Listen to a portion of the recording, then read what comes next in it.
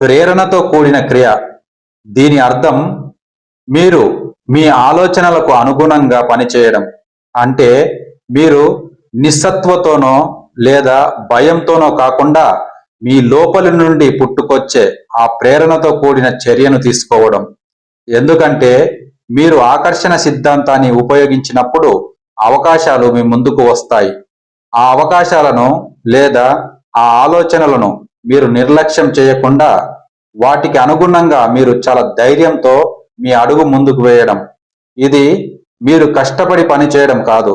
ఇది మీరు సరైన మార్గంలో చాలా సులువుగా పనిచేయడం వంటిది. ఈరోజు మీరు మీ లక్ష్యం వైపు కేవలం ఒక చిన్న అడుగు వేయడానికి మీ మనస్సు మీకు ఏం చెబుతుందో వినండి.